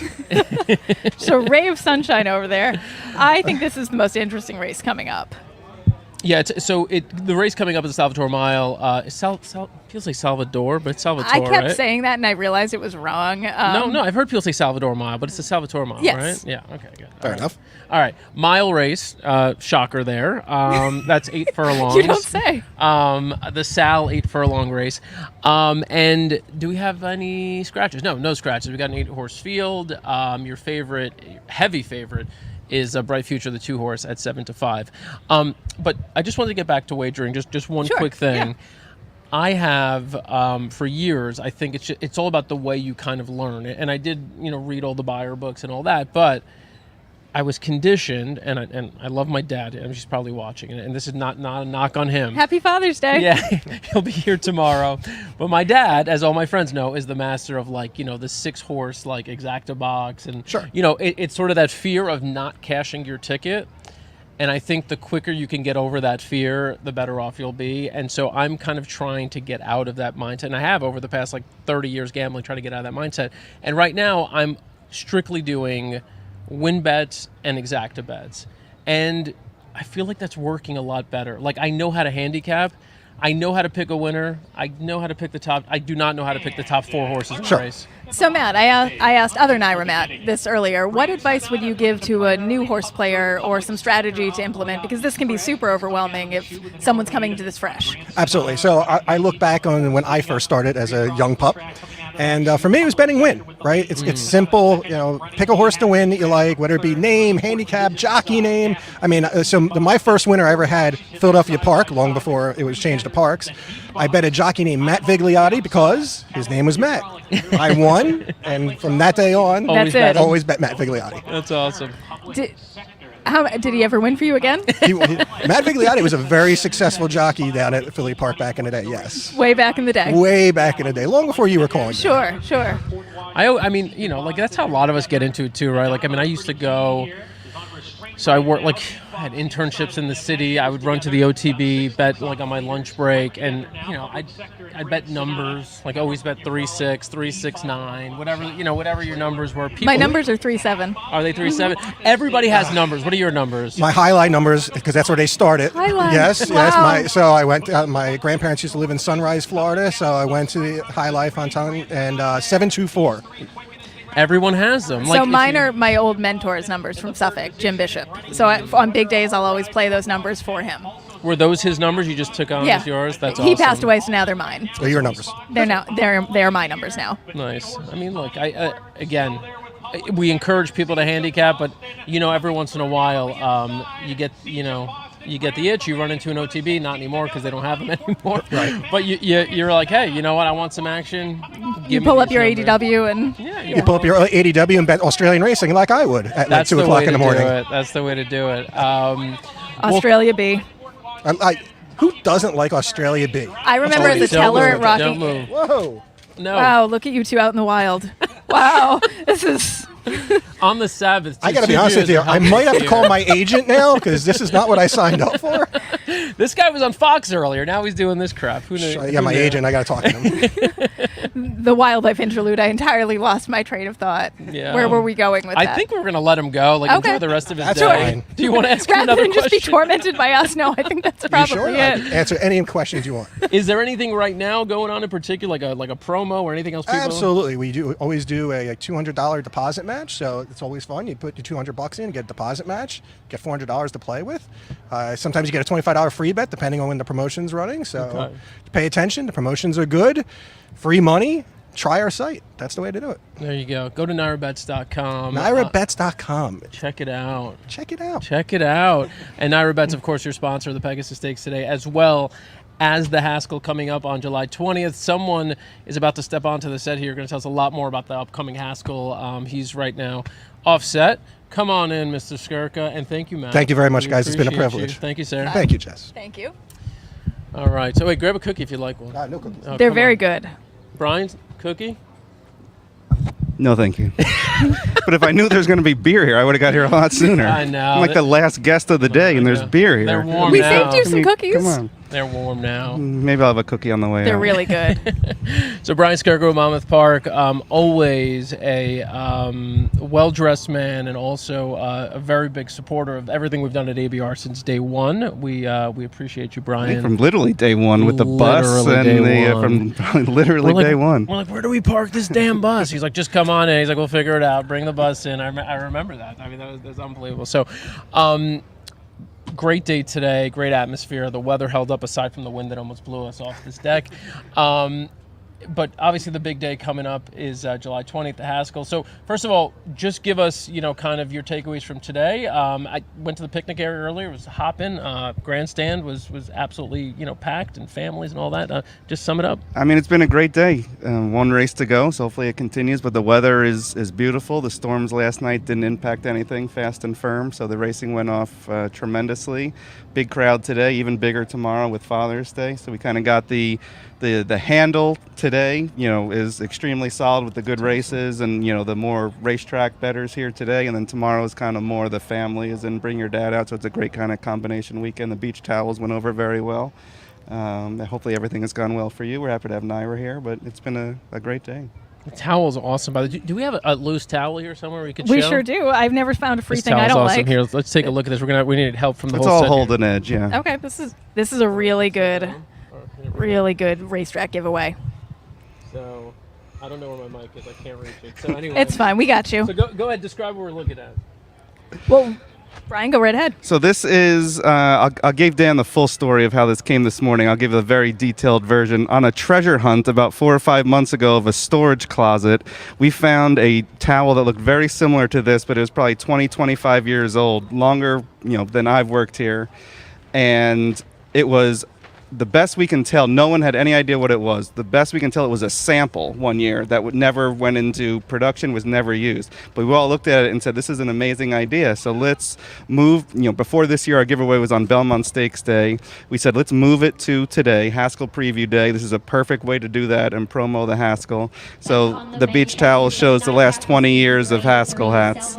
And people seem to care for it. So that's a good sign. A beach towel is a great giveaway. I have an old Suffolk Downs one from like 15 years ago that I still, it's my beach go-to, but it might have some company now. Beautiful. That's the best giveaway is stuff that people use, because we want to use it as a billboard as well. So whether it's a t-shirt, a hat or something, if you actually wear it and continue to use it, it serves as a billboard for years to come. So that's the whole point. Well, the most fun is seeing the hats out in the wild. That's how you know when you're out, your people. Back home in Boston, it was the old mask cap hats, but around here, if you see that, at a grocery store, you're like, oh, you're correct. My people. And the last few years, we've been doing kind of more like pastel-y colors. So now, like, anytime I see whatever pastel blue or purple, like that's got to be a Haskell. It could be, the Oaklawn feed or the boardwalk here. I'm like, that has to be a Haskell head, and 9 out of 10 times it is. If you're not on track today, you didn't pick one of those up, you can go to Twitter, X, at ABR Live. They're very simple instructions on how you can win one. All you got to do is give a follow to the Monmouth Park Twitter account, and you will be eligible. So if you want a chance at winning one of those towels, go check that out. If you're watching us now anyway on Twitter or YouTube or Facebook, go check out that giveaway. So that'll be fun. So the next hat will be given away on July 20th, Haskell Day, as I mentioned. What can we expect? Hopefully more of the same. Hopefully weather like this, crowds like today, and obviously much bigger. But Haskell Day is, perennially the best day of the year for me. It's turned into obviously our best racing of the year, but also, a big party. So it's not quite the Preakness, but it's all, 50% young people all dressed up, and they're betting. It's not just, people that don't know what they're doing and don't care about the racing. They're here because of the racing. They're getting dressed up. They're embracing the, marketing that we're doing.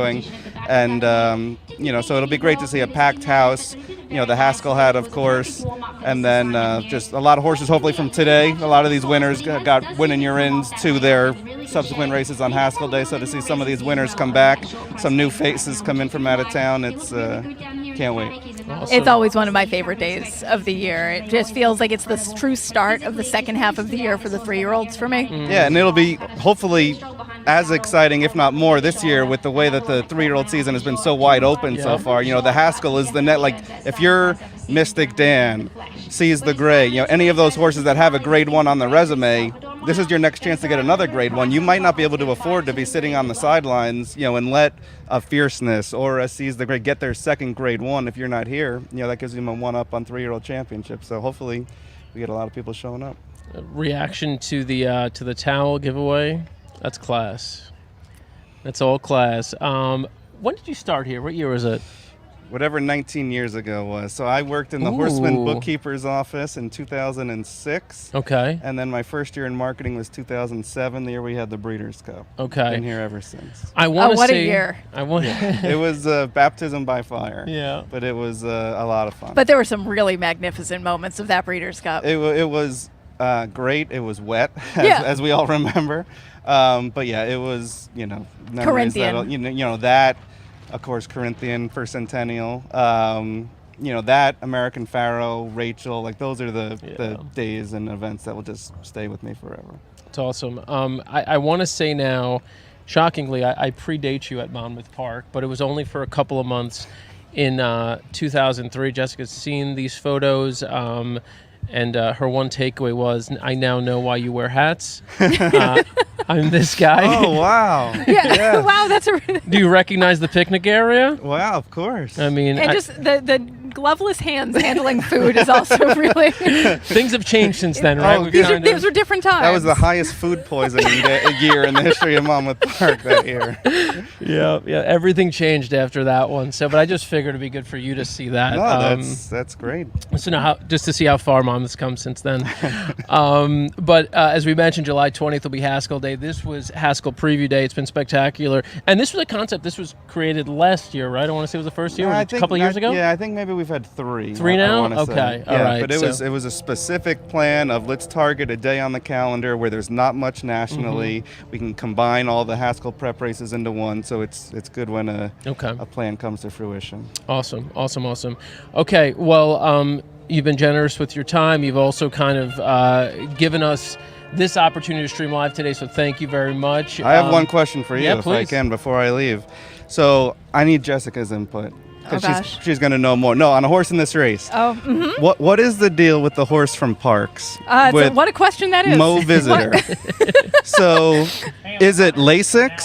Is it every other? Or does he need the lead? Because he either wins like a champ or is nowhere. I have had that same question, to be fair, every time he runs, because I think I pick against him every time he wins.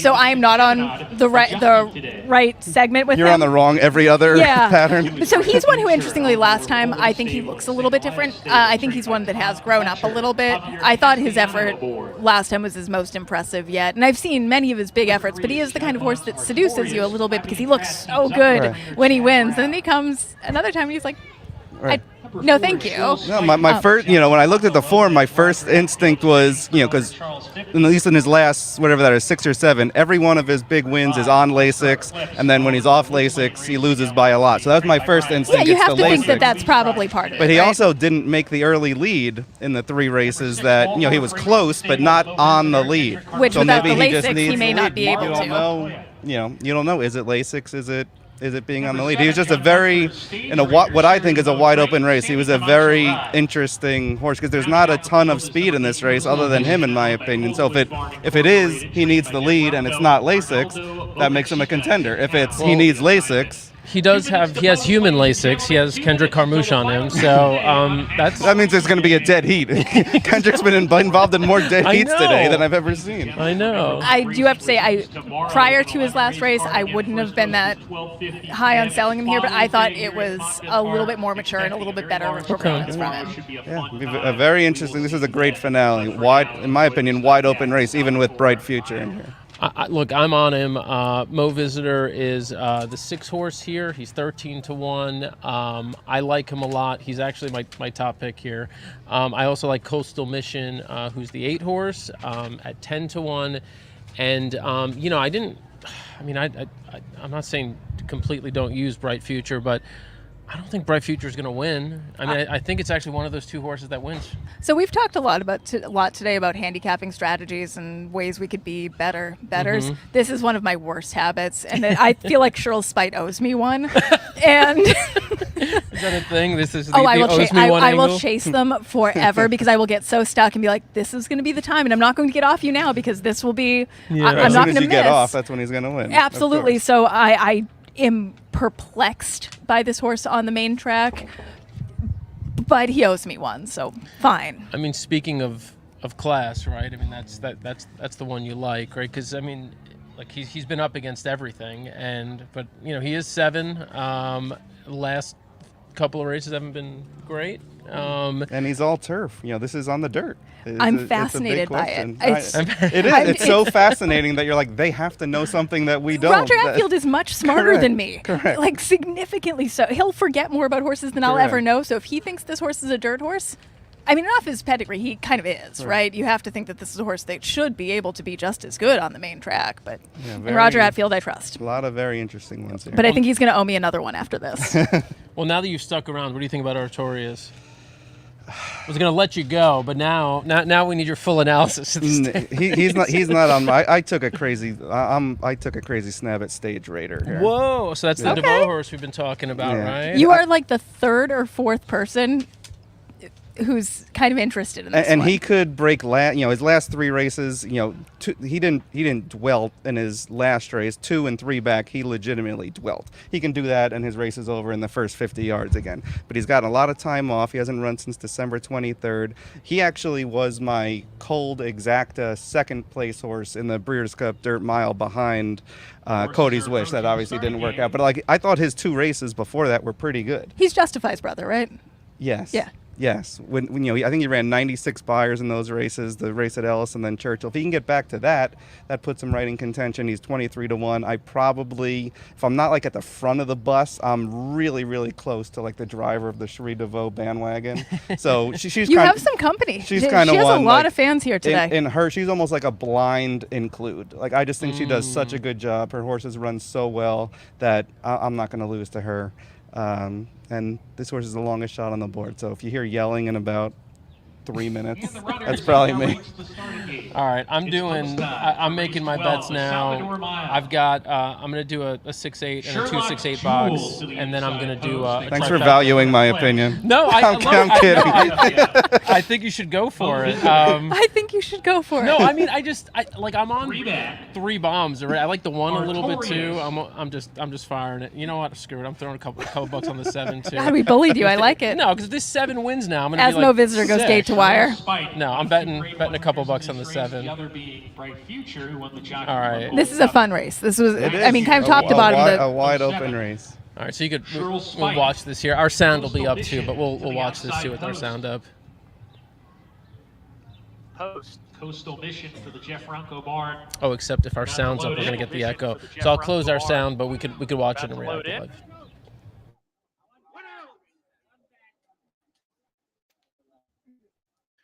We're ready to go for the Salvator Mile. And they're off in the Salvator Mile. Bright Future bounced into the bridle right away. He caught an alert beginning. And going to the front, that's Artorias, who's going to take back now. Mo Visitor and Oscar Eclipse. Oscar Eclipse going into the turn is the leader here. Oscar Eclipse getting to the rail and leads by 1.5 lengths from Coastal Mission, who takes the 2nd position.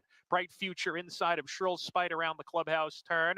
And then comes Mo Visitor in the 5th position, 2.5 lengths off the pace. 1.5 lengths to a line of 3 at the back. Sherlock's Jewel, Artorias between horses, and Stage Raider is 3 deep on the course. Compact group, just 4 lengths from first to last. Oscar Eclipse is a narrow leader. Coastal Mission hounding him. 1.5 lengths to a line of runners. Shrill Spite still between horses. Mo Visitor outside, and Bright Future and a good gallop, the Grade 1 winner down on the inside of that pair. 1.5 lengths to another trio. Line up at the back. They're all still together. Artorias, Stage Raider in the 3 path, and Sherlock's Jewel is down on the inside. Any one of the 8 could win it as they go into the far turn. Oscar Eclipse, Coastal Mission turns up the pressure, sticks the head in front, and Oscar Eclipse is in the 2nd position now, sent to log. Mo Visitor getting closer, 3 deep.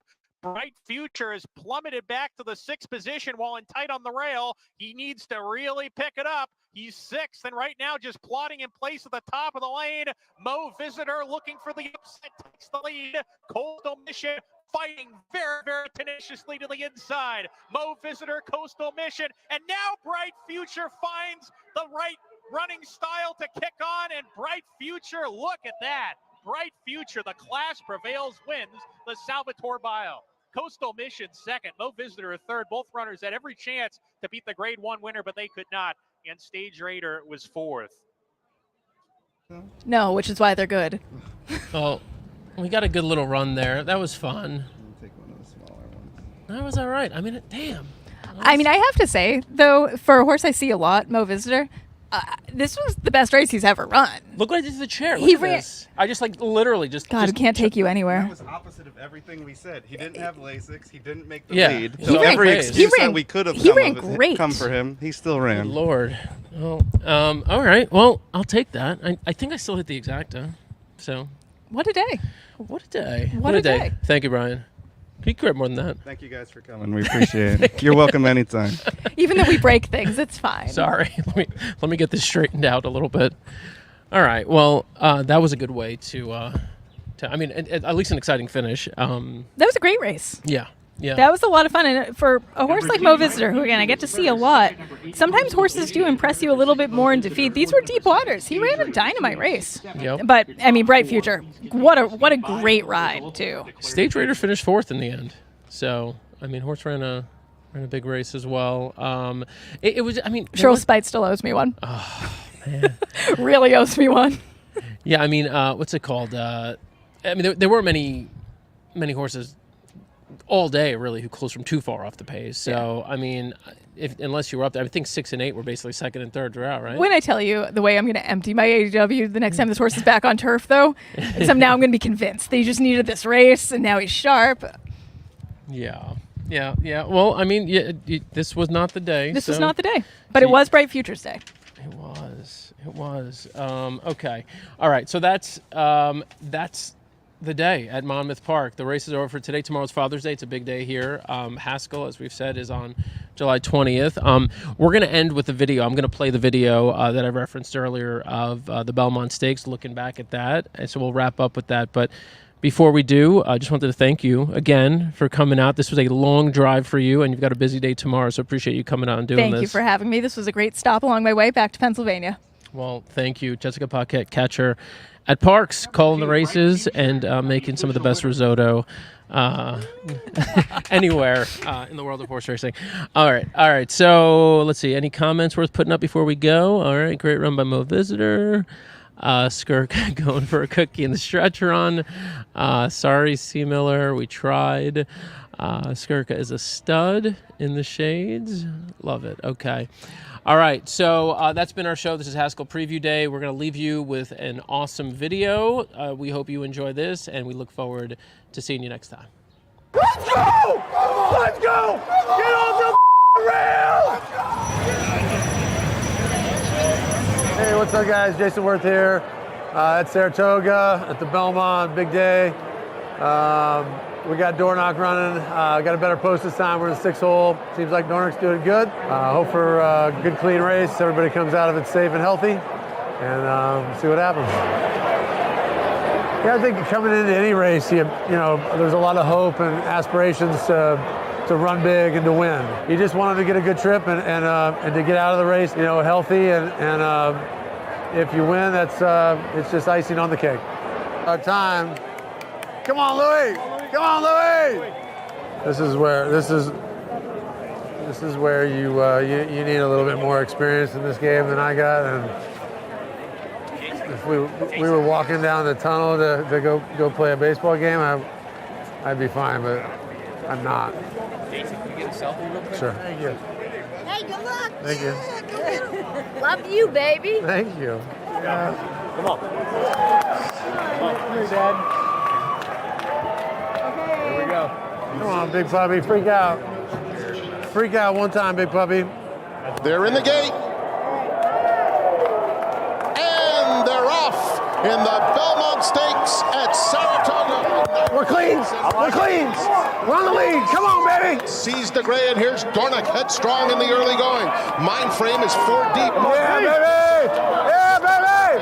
Perfect. Hey, we're sitting all season great. We're sitting all season. That's what we wanted. That's what we wanted. Sierra Leone got bounced around at the start, and Anna Marie is at the back of the field. Hey, right there. We got the trim, guys. We got the trim. 20-10 in front of Sees the Gray. Mind frame moving in. Antiquarian, the Wine Steward is next. Mystic Dan is still 7 lengths off the lead. Sierra Leone launching his bid on the far outside as the field turns. Mind frame on the outside. It's coming after Dornock, and it's Mind frame and Dornock heading hit with a furlong left to go. Sierra Leone is closing ground. It's Dornock hitting the rail. Mind frame a little erratic, but he's still right there with Dornock in an absolute throw.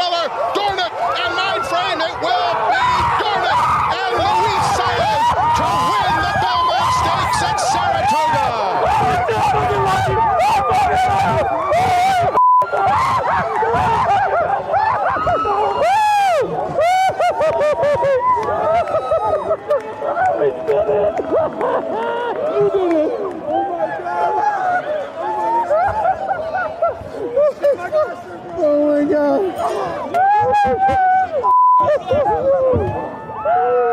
Oh my God. Oh my God.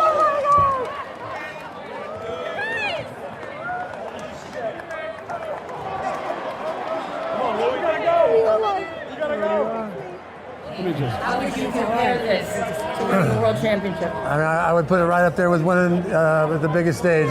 Horse racing is the most underrated sport in the world, bar none. It's the biggest game. You got the Derby, the Preakness, the Belmont. We just won the Belmont. This is as good as it gets in horse racing. It's as good as it gets in sports. Let's go! Let's go! Woo! You know, you're playing big games. You're playing top level of you know, arguably the best sport in the world, and then it's over, and then you don't know what the to do. So then you come out here and you start buying horses, and then you start running horses, and literally like first colt I ever buy runs in the Derby and then wins the Belmont. It's crazy. We're gonna wrap it up. We're gonna drink some champagne. We're probably not gonna